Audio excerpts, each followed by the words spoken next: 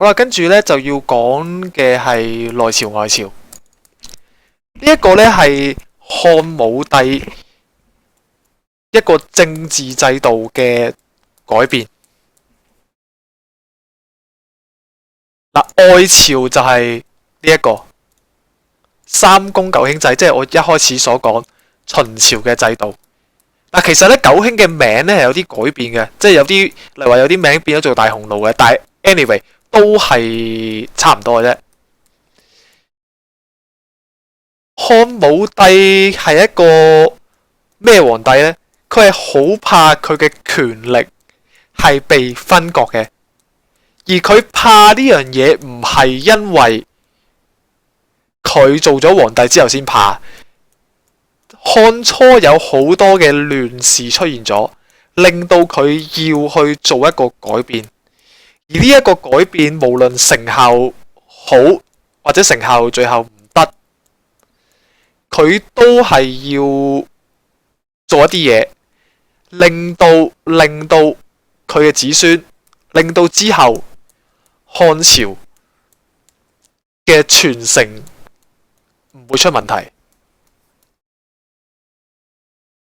外朝係丞相為首，點解叫丞相為首咧？嗱，因為丞相乜都管嘅，軍政財，就連皇帝嘅宗室都係佢嘅其中一個管轄嘅範圍。太尉呢係國防部長，呢一個太尉職位呢唔常設嘅，即係有仗打嘅時候呢就會立人做太尉。例如話周勃、周亞夫咁樣，喺漢初做太尉係一件好慘嘅事嚟嘅，一陣間就會再講到噶。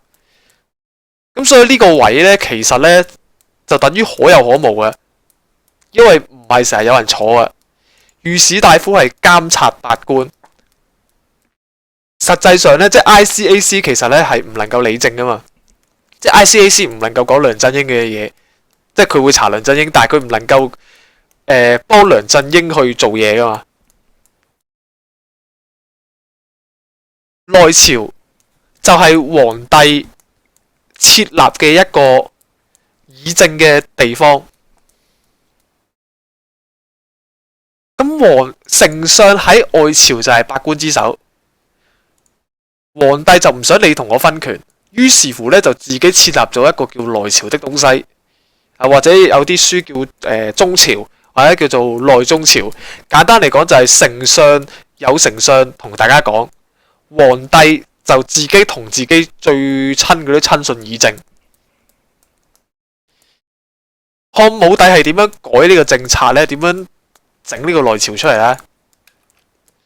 首先佢廢咗太尉嘅，呢個太尉係廢咗嘅，紅色係啦。佢呢度設立咗一個咧叫大司馬的東西。後邊呢就係大將軍，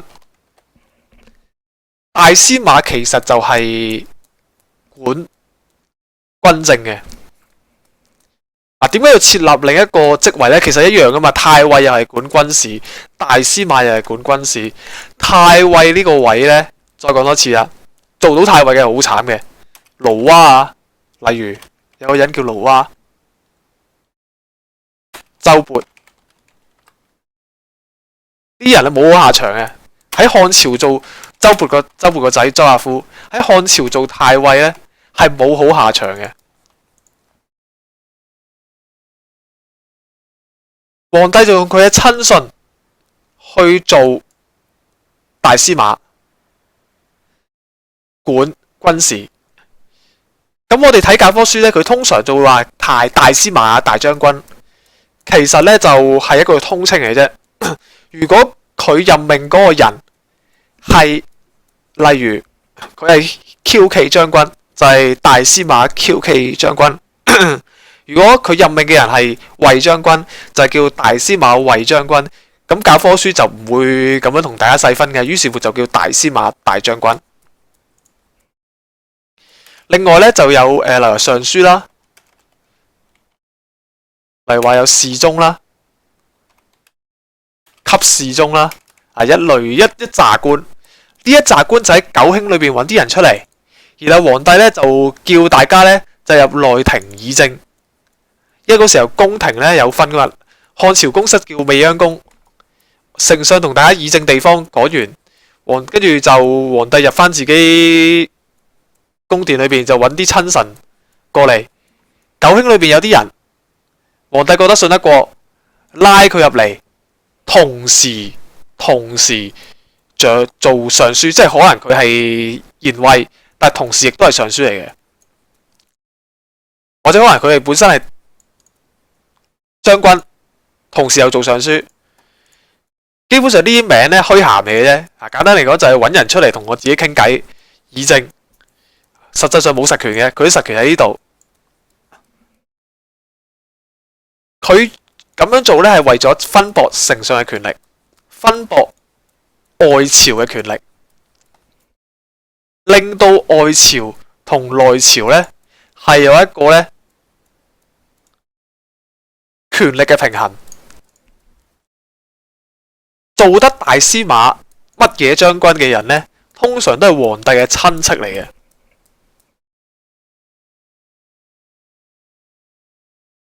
OK， 嗱呢個就係內朝外朝嘅分別。咁點解要咁做呢？咁咪梗係有古講噶啦，又要講翻西漢咯，初年嘅事，唔係西漢初咧就真係好多亂事嘅。呢個咧就係漢初歷帝表啊，呢個好似漏咗個叫漢武帝。答翻先，漢高祖劉邦平定天下咧，就好多人反嘅。反嘅原因就係因為有幾樣，一就係嗰個人真係反，第二就係劉邦就砌佢生豬肉，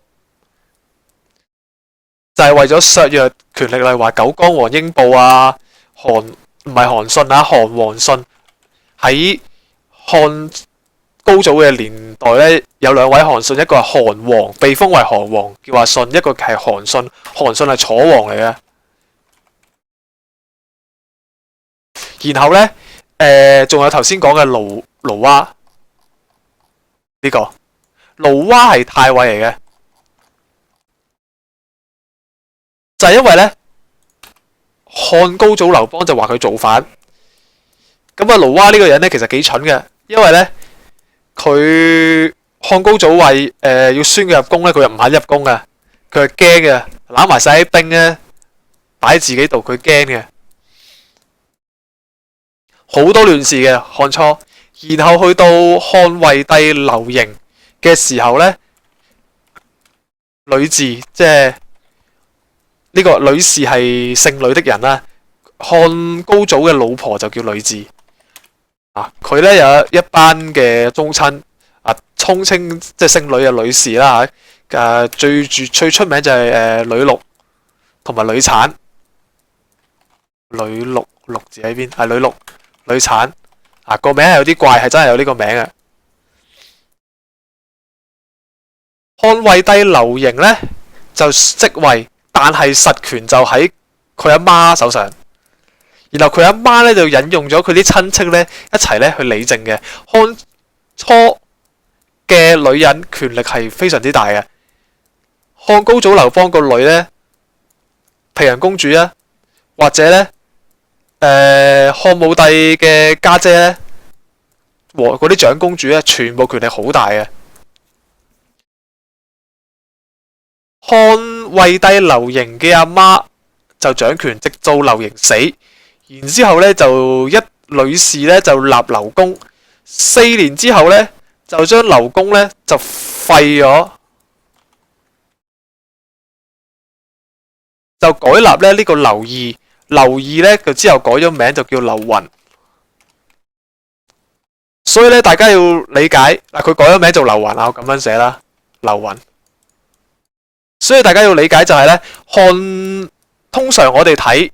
漢高祖劉邦就跟住就漢惠帝啦、劉盈啦，然後漢文帝、漢景帝、漢武帝，漢初就有5個皇帝，其實咧係7個嘅，唔係5個。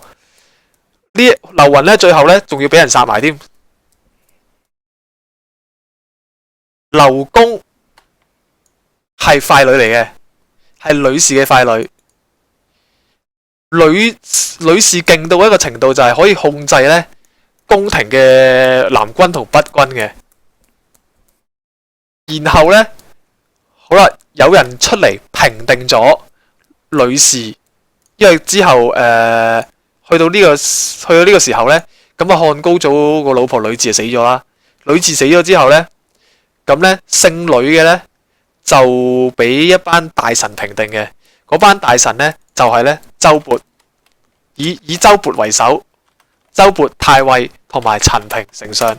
咁咧就佢哋兩個咧就平咗呂嘅，平咗呂氏嘅。OK，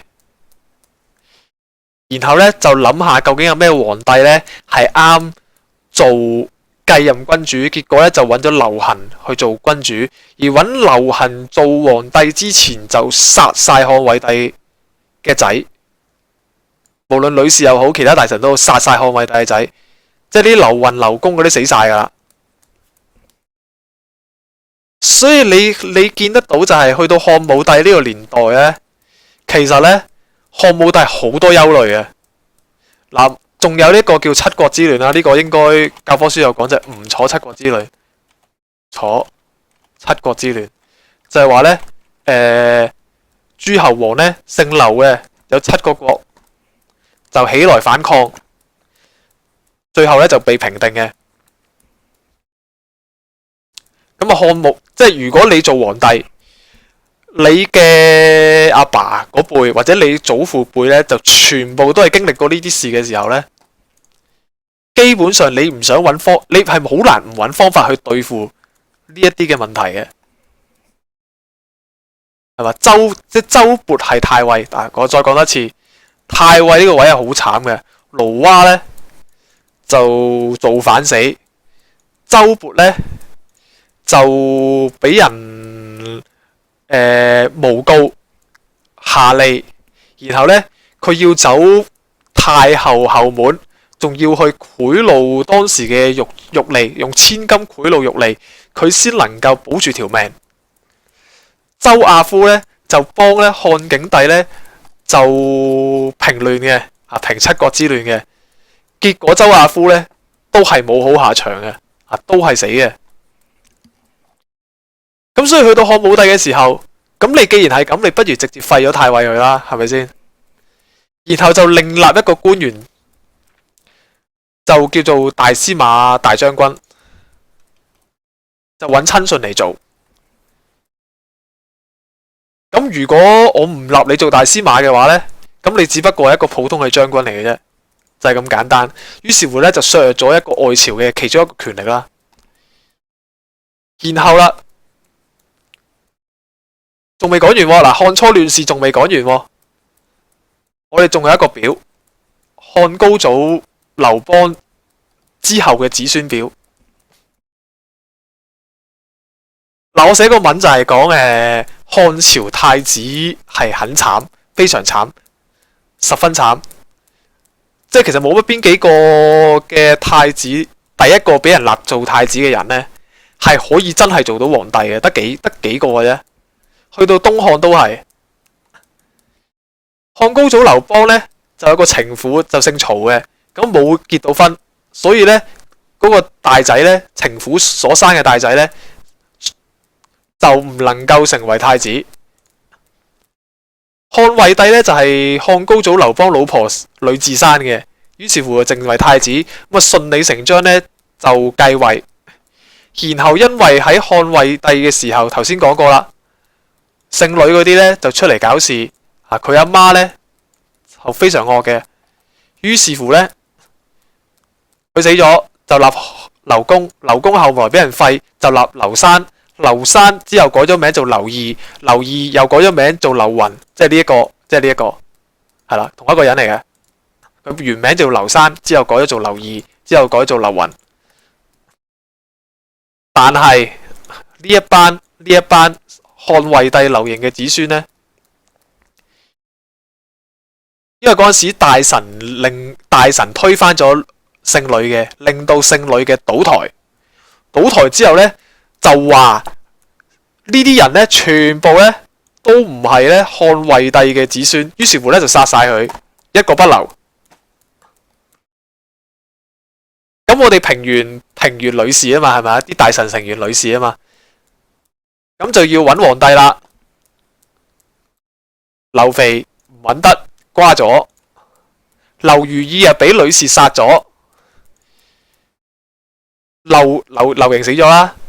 於是乎呢，就揾薄姬所生。漢高祖有幾個老婆噶嘛？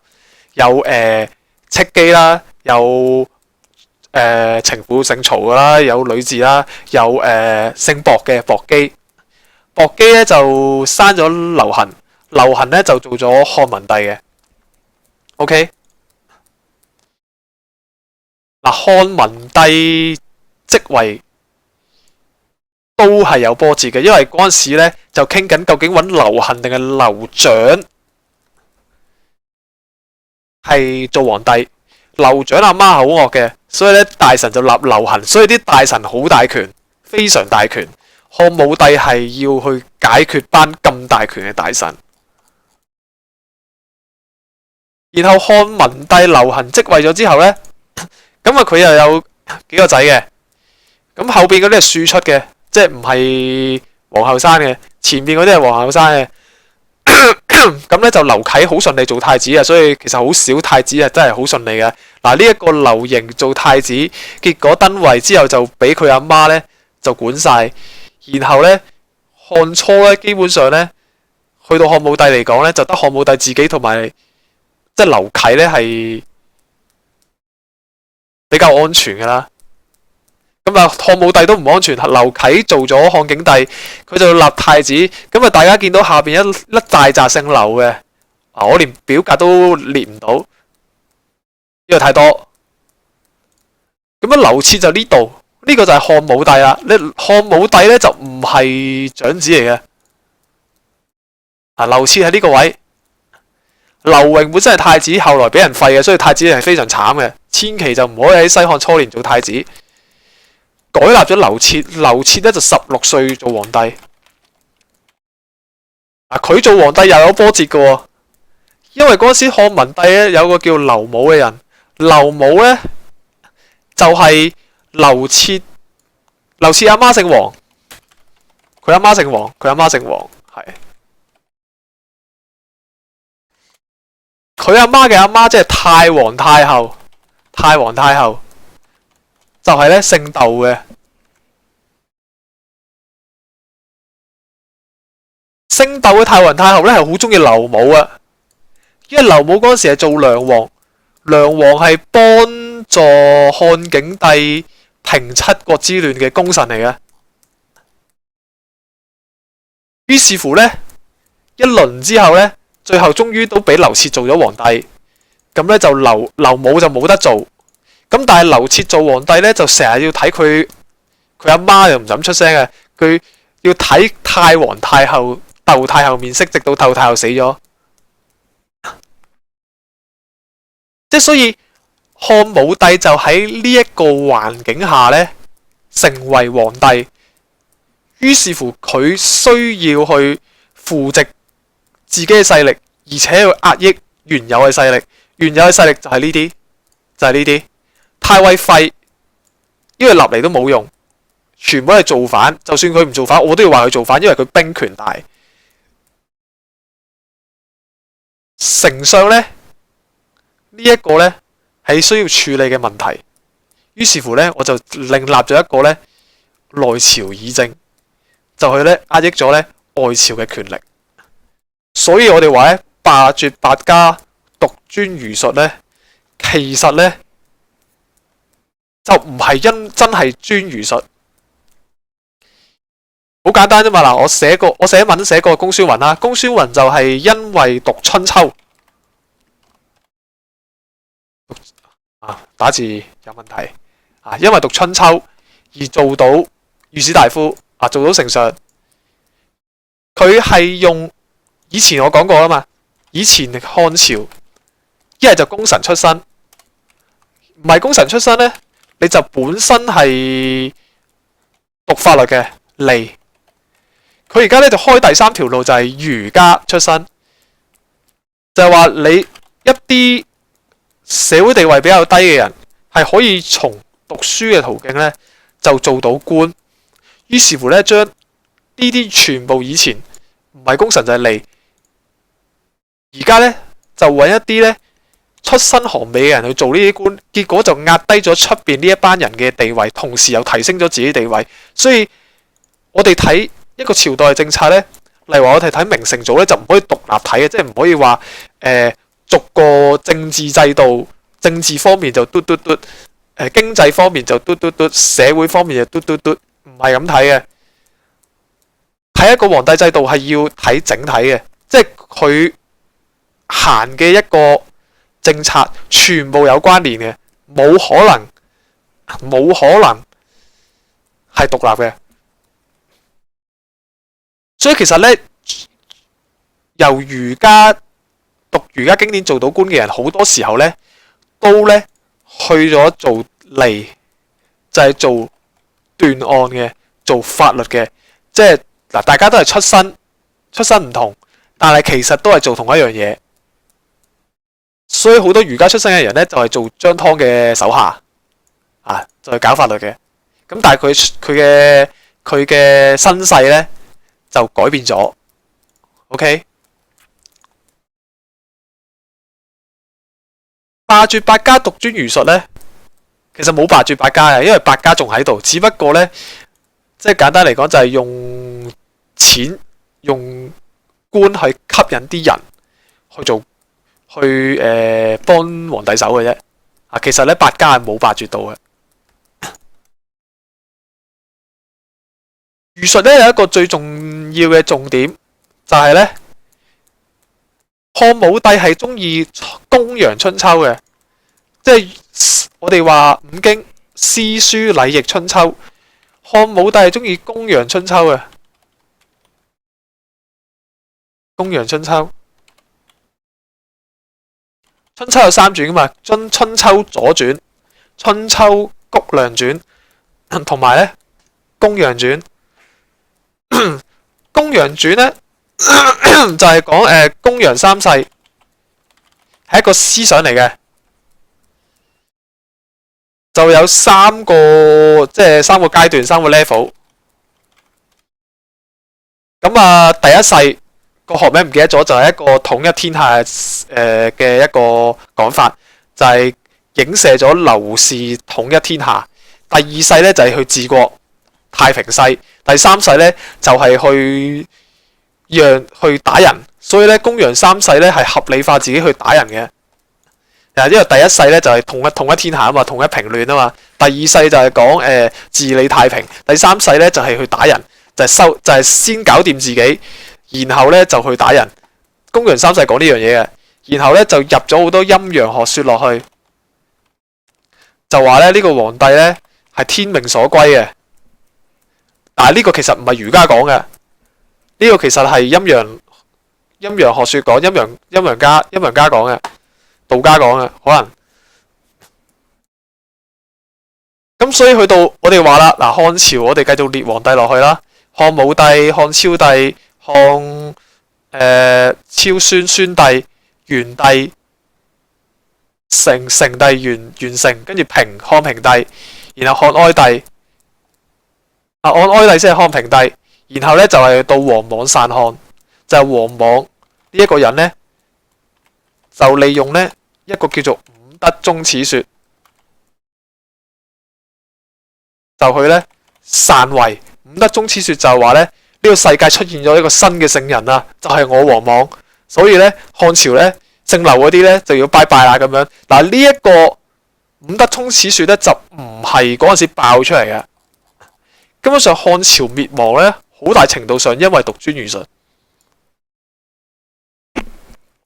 王莽篡漢嘅時候咧，係冇乜阻力噶。咁但係呢一個就會牽涉到講昭宣兩帝嘅事，同埋後邊嘅事，所以咧我今日就冇乜時間講。咁咧同埋嗱講到東征西討啦，就係漢武帝就好惡噶嘛，周圍打人噶嘛。佢就最出名就打匈奴啦，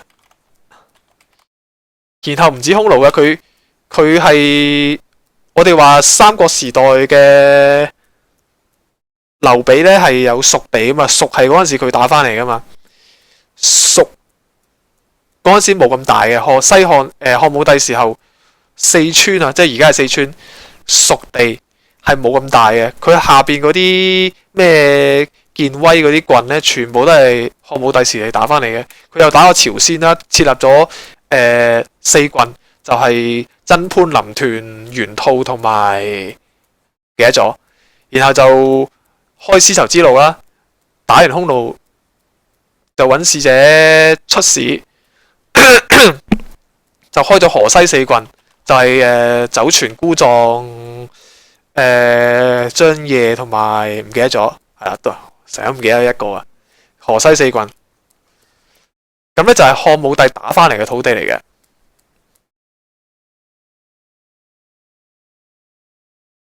咁咧大家咧就要留意，漢武帝去打人嘅時候咧，就造就咗好多權力大嘅將軍嘅。劉據咧係漢武帝嘅魏皇后所生嘅，姓魏嘅。佢嘅後台咧就係衛青，左咧就係霍去病。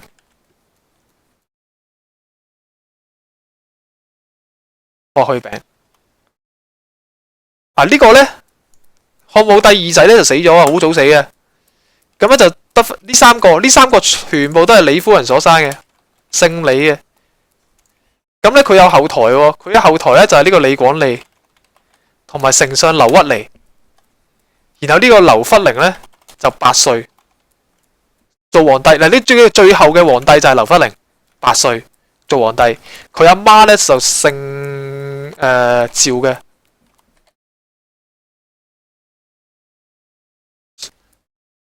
漢武帝係搞咗好多嘢噶嘛，內朝外朝啊，又要搞獨尊儒術，就去分權力，之後打人，打完人咧就造就咗一班咧權力大嘅官員。於是乎咧，巫蠱事件咧，佢就剷除咗太子劉據，順勢咧就將魏皇后勢力殺得一乾二淨。咁但係衛青、霍去病嗰陣時已經死咗啦，已經死咗啦。然後咧冇耐咧，漢武帝咧就話咧死啦，我殺錯人啦。於是乎咧就要歸罪當初幫自己手殺劉據嘅人。於是乎嗰啲李廣利啊、劉屈離嗰啲就殺晒。但係因為佢之前已經殺過一個仔啦，所以佢就唔再殺。呢三個咧就咧封咗喺外邊做王。咁但係咧佢嘅背後勢力咧已經咧冇得七七八八噶啦。劉弗陵咧得8歲嘅啫，就冇乜勢力嘅。咁但係佢阿媽咧就青春年少，好似得20幾歲嘅啫，趙姬。於是乎咧，漢武帝佢年老嘅時候，佢咧就出過一個詔，就輪台罪己詔，就係話我自己之前做好多錯事啊，就成日東征西討啊，搞到民怨沸騰啊。而家咧我就要罪己啦。嗱，我話俾大家聽，我自己咧有問題嘅，請大家恕罪咁樣。呢個係政治宣傳啦，但係其實佢都係好殘忍嘅。佢最後將趙姬殺咗，佢先肯死嘅漢武帝。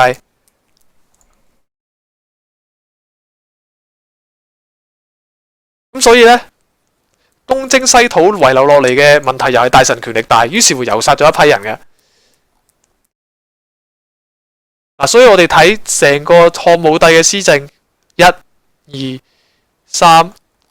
係啊，佢殺人嘅時候成日落賢惠嘅，即係佢唔肯自己喐手嘅，佢會落賢惠嘅。張湯最後都係冇好下場嘅，即係佢仲有其他嘅酷吏，咁咧佢要落賢惠，於是乎又會施重法去殺佢嘅。咁所以大家睇咁多政策裏面，其實都係講緊鞏固權力，因為佢做得一個大公司 CEO 咧，前朝。秦朝嘅皇帝都係即係秦二世都係唔係大仔嚟噶嘛？秦二世都係死喺大臣手上噶嘛？去到漢朝都係咁噶嘛？喺轉換嘅時候咧，會出現問題嘅，所以咧漢武帝要搞好多嘢嘅。去到最後講經濟政策啦，呢一個經濟政策咧，出發點呢，就係益商。我哋成日話重農抑商，但係其實漢武帝係從來都冇重農過㗎，佢從來都係益商。包括咩呢？算民，算民即係呢，將抄家合法化。抄家合法化，簡單嚟講就係話我要清算家產，例如話我要清算李嘉誠家產。咁我發覺呢，阿李生呢就報漏咗1毫子，於是乎呢就抄你家，咁告佢個人呢就可以得到抄即係如果你告李生呢，你就可以得到佢一半財產。基本上呢，就係因為打仗唔夠錢，所以呢就諗咗啲咁嘅屎橋。平準軍書、鹽鐵酒專賣唔講啦，呢啲全部都係揾錢。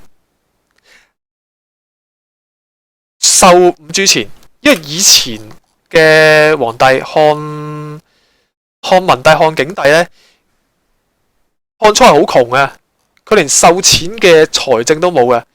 佢而家嗰啲收我哋現代就唔可以私收緊錢㗎，係咪先？我哋唔可以收張20蚊港紙出嚟㗎。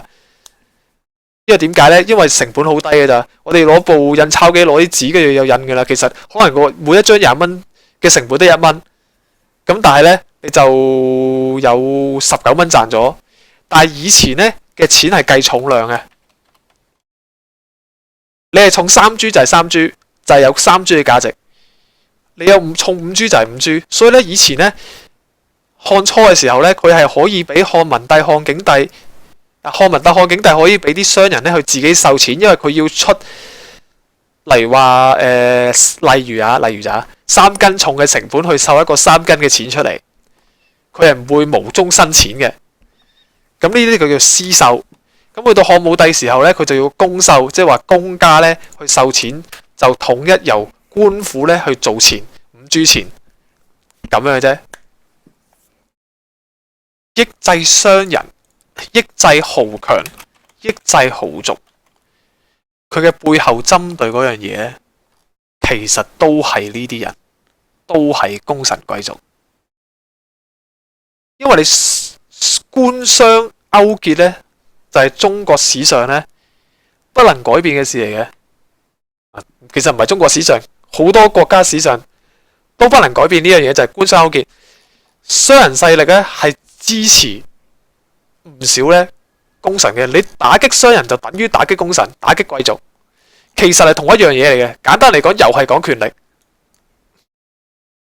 咁所以咧，去到呢度，我哋講到漢武帝就完㗎啦，唔講落去啦。講落去咧，又可以講3個鐘。去到呢度就係想同大家講就係漢武帝嗰個政策，即係我哋 DSE 會講嘅。漢武帝法律改革、漢武帝政治改革、漢武帝學術思想嘅轉變、漢武帝軍事政策、漢武帝經濟政策，全部都係出自一個出發點，就要鞏固佢嘅權力。所以咧，佢就會做好多唔同嘅嘢。咁但係佢鞏唔鞏固到呢？又係後話。因為佢做咗好多嘢呢，佢後代呢就有一個呢好深遠嘅影響，尤其是呢一樣嘢。係令到西漢滅亡嘅重要原因，而唔係呢王莽點樣勤力啊，王莽點樣用詭計啊，即係王莽係有個因素喺度，但係好重要係呢一樣嘢，係令到西漢滅亡嘅。如果我有時間嘅話呢，就會呢出一篇文呢講呢樣嘢嘅。好，今日呢就去到呢度㗎。